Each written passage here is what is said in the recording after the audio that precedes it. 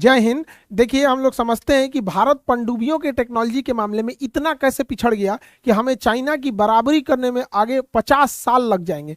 और हमारे नौसेना के अधिकारियों ने जो एयरक्राफ्ट कैरियर पे भरोसा दिखाया था, तो हमें एयरक्राफ्ट कैरियर के मामले में तो ठीक है, बट पनडुब्बी के मामले में इतने कैसे पिछड़ गए। देखिए, पनडुब्बी को हम साइलेंट किलर कहते हैं। ये पानी के अंदर रहती है, जिस वजह से ये ऑलरेडी स्टिल्ट हो जाती है। कोई रडार सैटेलाइट इसको पानी के अंदर नहीं पकड़ पाता है। बालाकोट सर्जिकल स्ट्राइक के समय हम लोग पाकिस्तान की पनडुब्बी को ट्रेस कर रहे थे, जो 21 दिन बाद ट्रैक हुई थी। सोचिए, 21 दिन लग गया था हमें पाकिस्तान की पनडुब्बी। 21 दिन में कोई हथियार, कोई पनडुब्बी कितना तबाही मचा सकता है, आप आइडिया लगाइए। तो इन पनडुब्बियों के बारे में हम लोग समझते हैं, ये पानी के अंदर चलती है। इसे चलाने के लिए इसके प्रोपेलर को घुमाना पड़ता है। अब इन प्रोपेलर को घुमाने के लिए सिंपल सा है, इसके अंदर एक ठो इंजन सेट करते हैं, इंजन इसको नचा देगा। तो हम लोग एक इंजन लगा देते हैं, लेकिन जब इस पनडुब्बी को पानी के अंदर ले जाते हैं तो इंजन काम ही नहीं करेगा, क्योंकि इंजन को धुआं निकलने के लिए भी चाहिए और इसको एयर भी चाहिए, क्योंकि बिना ऑक्सीजन के तो फ्यूल जलेगा नहीं यहाँ पर। तो पनडुब्बी को अंदर कैसे लेके जाया जाए, यहाँ पर अंदर तो काम ही नहीं करेगा। तो फिर सोचा गया कि चलिए हम एक डीजल इंजन लगाते हैं, क्योंकि पेट्रोल इंजन में तो उतना पावर होता नहीं है, डीजल इंजन में ज़्यादा पावर होता है। तो एक डीजल इंजन लगाते हैं, पनडुब्बी को आधा ऊपर रखते हैं और यहाँ ले आके यहाँ से ऊपर ऑक्सीजन ले लेंगे, धुआं छोड़ देंगे यहाँ पे, पनडुब्बी चालू हो जाएगी, काम करना लग जाएगा, इंजन तो काम ही कर देगा। लेकिन आप बताइए, जब यही करना था तो फायदा क्या है? तो काम तो शिप भी कर सकता था। पनडुब्बी का मेन काम है नीचे जाना, नीचे गया तो ऑक्सीजन खत्म, यहाँ पर ऑक्सीजन बिना इंजन चल ही नहीं सकता है यहाँ पे। तब क्या किया जाएगा? तब इसके लिए हाइब्रिड टेक्नोलॉजी लाया गया। हाइब्रिड टेक्नोलॉजी में पनडुब्बी को सतह के ऊपर लाया गया और डीजल इंजन चालू किया गया। डीजल इंजन चालू करके इसके अंदर बिजली बनाया गया, उस बिजली से बैटरी को चार्ज किया गया। तो बैटरी चार्ज हो गई। अब इस बैटरी के दम पर जब इसको अंदर जाना हुआ तो इंजन बंद करके अंदर चला गया और अंदर इसको बैटरी के दम पे ले जाया गया। यानी हाइब्रिड सिस्टम है, डीजल इंजन भी काम करेगा, बैटरी चार्ज होने के बाद पनडुब्बी अंदर चली जाएगी। यानी अंदर जाने के बाद पनडुब्बी डीजल इंजन पे नहीं चलती है, बल्कि वो बैटरी से चलती है। इसका दो फायदा होता है। एक तो भैया अंदर में डीजल इंजन चल ही नहीं पाएगा, दूसरा ये होता है कि बैटरी से चलने पर बहुत साइलेंटली चलती है। इसलिए इस पनडुब्बी को चलाने के लिए हमें एक डीजल इंजन चाहिए और बहुत ज्यादा मात्रा में बैटरी चाहिए। इसीलिए हम इन पनडुब्बियों को डीजल इलेक्ट्रिक बैटरी कहते हैं, ये पनडुब्बी कहते हैं, क्योंकि इसमें डीजल भी चाहिए और इलेक्ट्रिक भी चाहिए। तो डीजल इलेक्ट्रिक बैटरी कहते हैं। बाहर आके डीजल इंजन चालू किया, बैटरी चार्ज करके अंदर चला गया। इसकी बैटरी इसे 2 दिन तक चला सकती है। तो 2 दिन तक ये आराम से चल सकता है, लेकिन हर 2 दिन के बाद इसे ऊपर आना पड़ेगा कुछ घंटों के लिए, 4-5 घंटे के लिए आएगा और उसी में ये अपना डीजल इंजन चालू करेगा। ऊपर आएगा, डीजल इंजन चालू करेगा, बैटरी फुल चार्ज हो जाएगी, फिर ये अंदर डीजल इंजन बंद करेगा और अंदर चला जाता है यहाँ पे। इसीलिए इसे डीजल इलेक्ट्रिक पनडुब्बी कहा जाता है। लेकिन इसकी एक खराबी है, जब हर 2 दिन के बाद ये इसे बाहर आना पड़ता है चार्जिंग के लिए, तो ऊपर आता है चार्ज करने के लिए, एग्जॉस्ट करेगा ये सब, तो ये रडार के पकड़ में आ जाता है।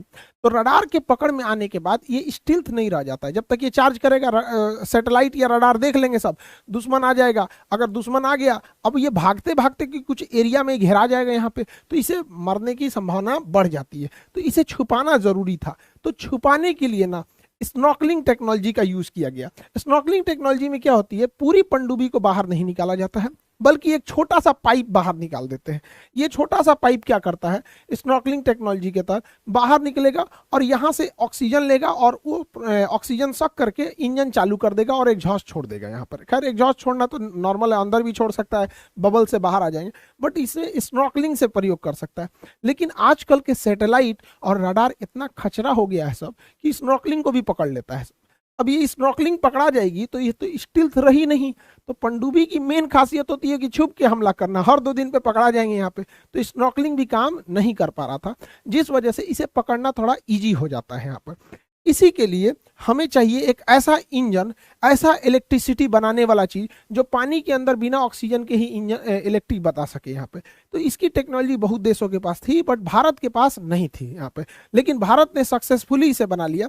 इस टेक्नोलॉजी का नाम है air independent propulsion system, AIP। Air independence propulsion system एक ऐसी मशीन होती है जो पनडुब्बी के अंदर लगा दिया जाता है और ये ऑक्सीजन और हाइड्रोजन का प्रयोग करके और इसके अंदर से ये इलेक्ट्रिसिटी बना लेती है। ये पनडुब्बी में काम कर रहे लोगों के बायोफ्यूल, उनके टॉयलेट, बायो टॉयलेट का भी प्रयोग कर लेती है यहाँ पे और उससे ये इलेक्ट्रिसिटी बना लेती है।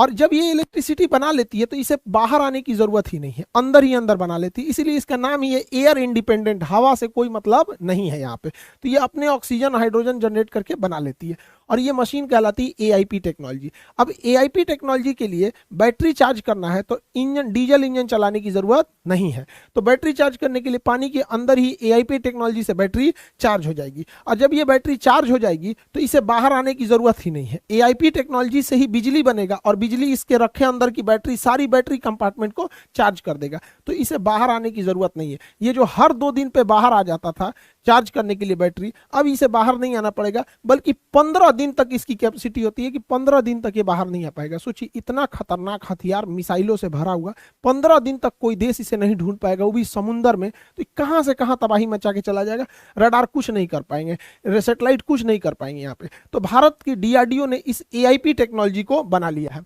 दुनिया में बहुत सारे देशों के पास एआईपी टेक्नोलॉजी है और एआईपी कई कैटेगरी का होता है। उसमें सबसे शांत ढंग से काम करने वाला, बिना वाइब्रेशन के, बिना शोर मचाए काम करने वाला जो एआईपी है, क्योंकि वाइब्रेशन करेगा ना तो सोनार में पकड़ में आ जाएगा, तो वो होता है फ्यूल सेल टाइप का।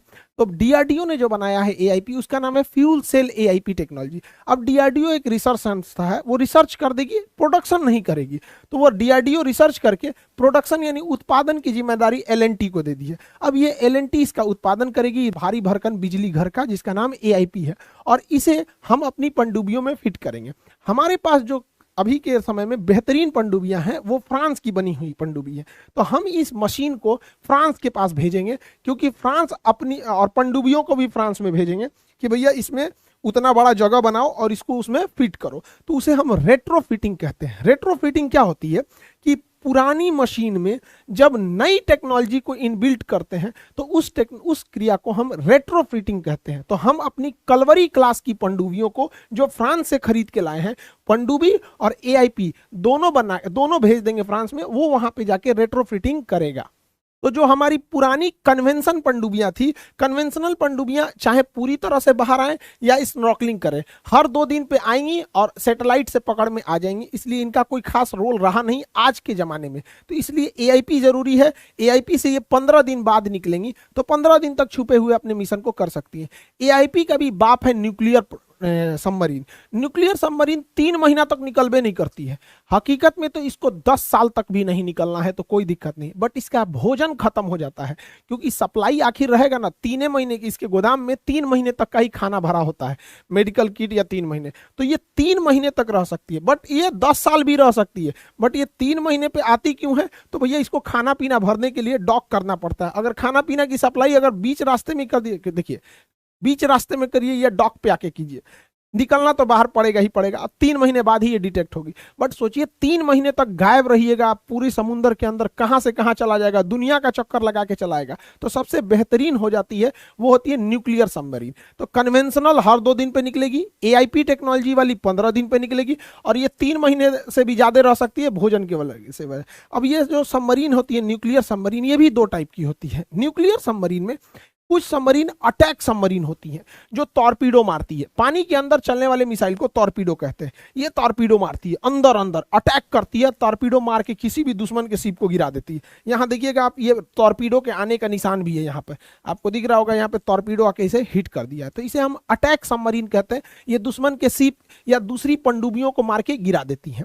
और एक होती है न्यूक्लियर सबमरीन में ही मिसाइल सबमरीन, तो वो अटैक नहीं करती हैं, बल्कि उनके ऊपर में ना मिसाइल ट्यूब्स रखे होते हैं यहाँ पर, और इसमें से अचानक मिसाइल निकलता है और धड़ाधड़, देखिए समुंदर है, नीचे क्या दिख रहा है, समुंदर, कहाँ से मिसाइल आ रहा है किसी को पता नहीं, और ये मार के किधर चली जाएगी पता ही नहीं चलेगा।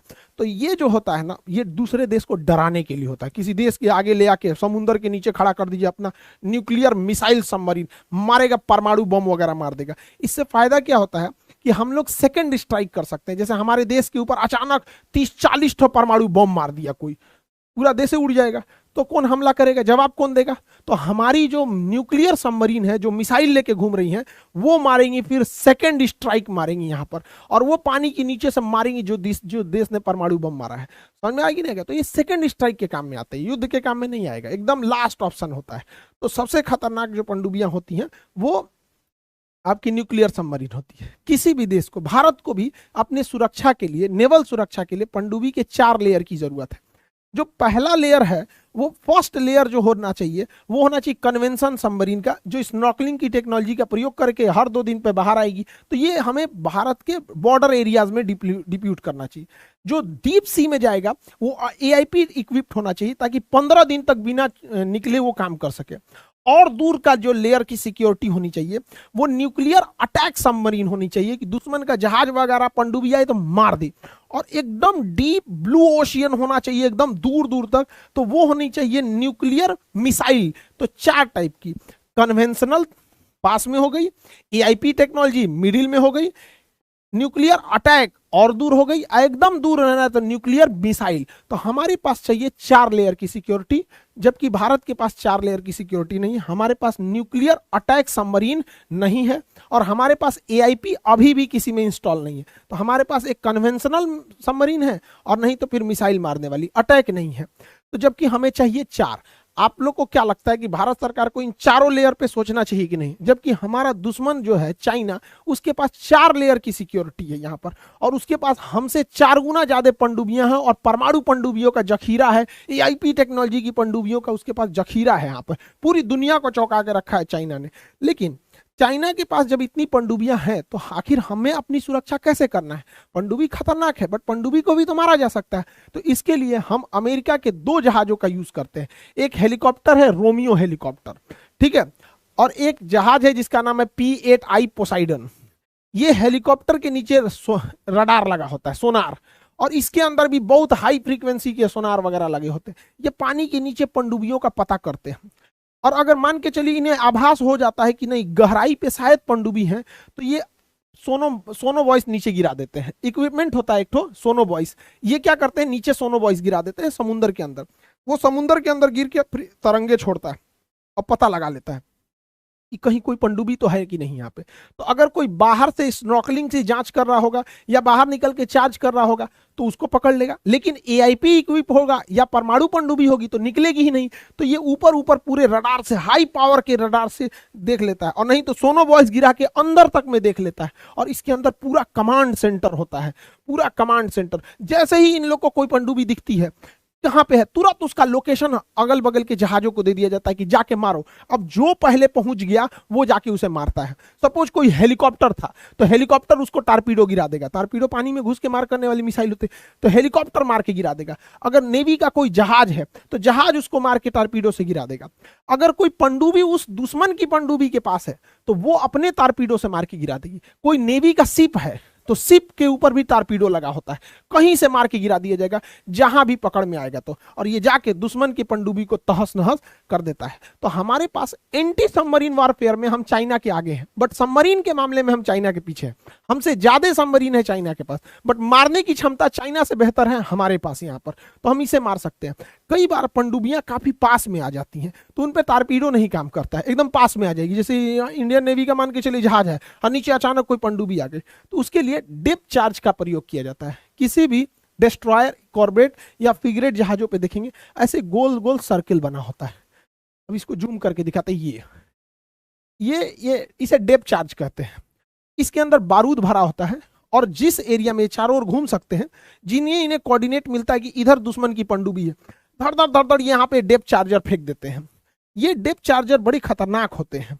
जब हम इन डेप्थ चार्जरों को फेंकते हैं तो ये पानी में जाते हैं, और जब पानी में ये चले जाते हैं तो पानी के नीचे जाते हैं 100-200 फीट नीचे, और 100-200 फीट नीचे जाने के बाद ना ये पानी में जाकर बम से फटते हैं एकदम। और पानी में जाने के बाद इतना जोर से फटते हैं ना कि पानी के अंदर एक झटका हो जाता है। तो पानी के अंदर जब झटका लगता है ना तो पनडुब्बी इम्प्लोज कर जाती है, अंदर से पिचक जाती है, और जैसे पिचकेगी पनडुब्बी ब्लास्ट कर जाती है। जैसे कोई हवाई जहाज है, हवाई जहाज के बगल में कोई बम फोड़ दे बम से, तो उड़ते हवाई जहाज के बगल में बम फोड़ेंगे तो हवाई जहाज इसे डिसबैलेंस होगा, और इतना हाई स्पीड और इतना प्रेशर में रहता है कि वो चकनाचूर हो जाएगा वहां पे, तो वही इंप्लोजन से हो जाता है। तो डेप्थ चार्जर डायरेक्ट हिट नहीं करते हैं बल्कि अगल बगल में, इसलिए अंधाधुन 50-60 गो डेप्थ चार्जर फेंका जाता है, और जिस वजह से पनडुब्बियां इंप्लोज करके अंदर की ओर फट जाती हैं, क्योंकि अचानक झटका लगेगा तो उसका मेटल पचकेगा और समुद्र प्रेशर इतना लगाएगा कि डेप्थ चार्जर की वजह से ये पनडुब्बियां तबाह हो जाएंगी। तो आप देखिए कि हमारे पास भले पनडुब्बी नहीं है लेकिन पनडुब्बी मारने की क्षमता है। तो एक चीज तो आपको समझ में आ गया कि ससुरा पनडुब्बी अगर दिख गई तो उसको मारना बड़ा इजी है।